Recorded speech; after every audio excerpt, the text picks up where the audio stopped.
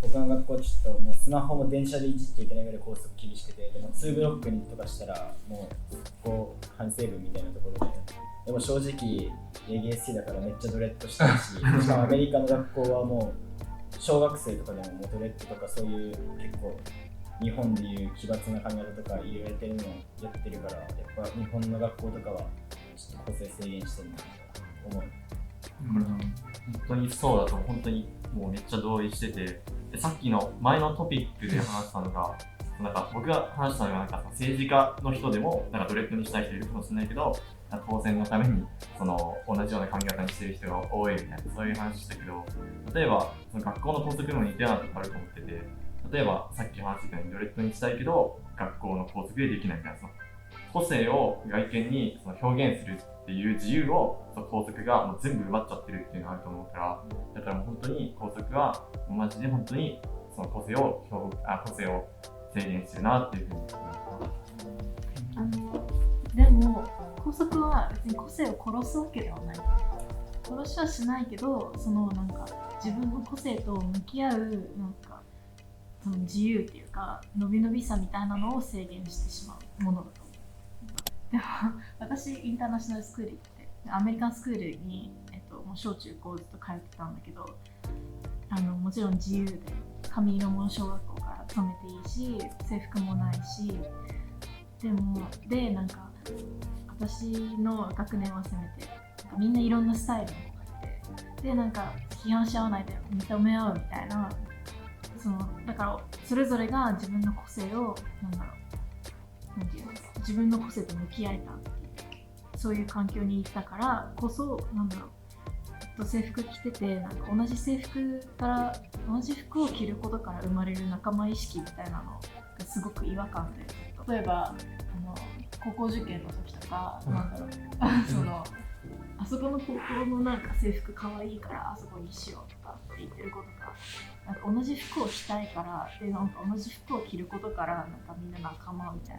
ななってるのがなんかちょっと古いなっていうか、すごくなんか違和感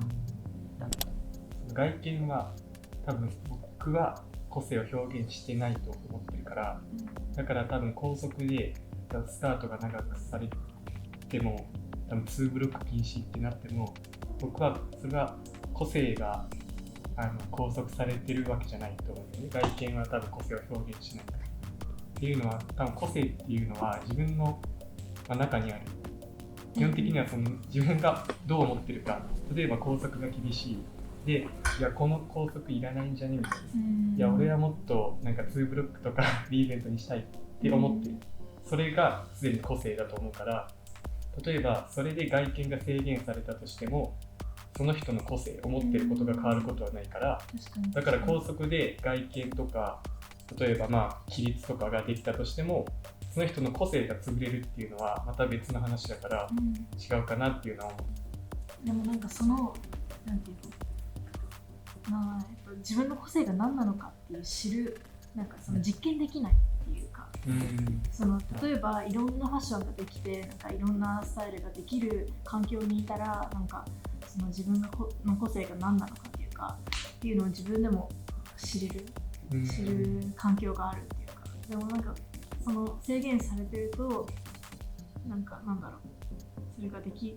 づらいのかな。なんか自分の個性を試せる期間が多いほどいいと思うんですけど、確かになんか中高生の校則が厳しいじゃないですか。で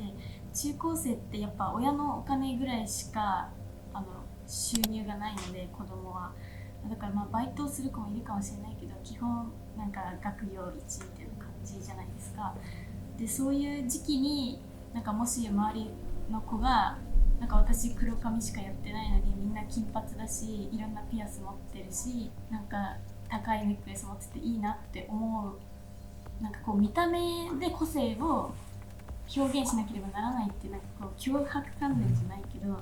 でなんかこう性格面で伸ばせる時期を確保したいのに、なんかこうみんなが見た目にお金かき出して見た目で個性を表現する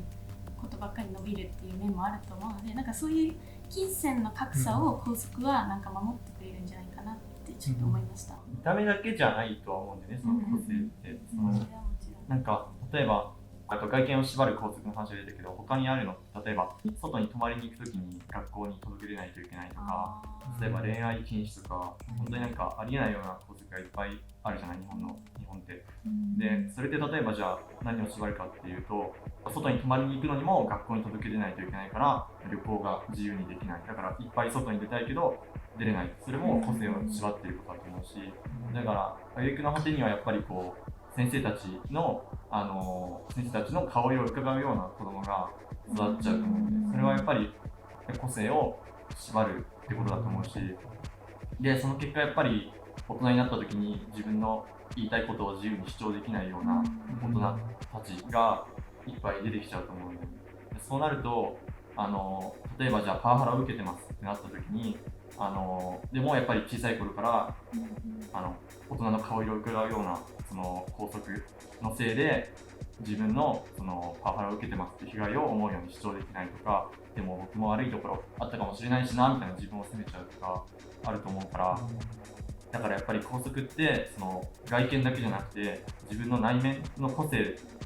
ていうのも縛ってると思う。だから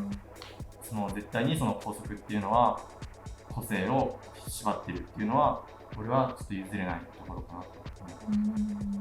う。例えばなんかやりたいことがあっても、もうそれ例えば芸能活動ダメっていう学校もあるし、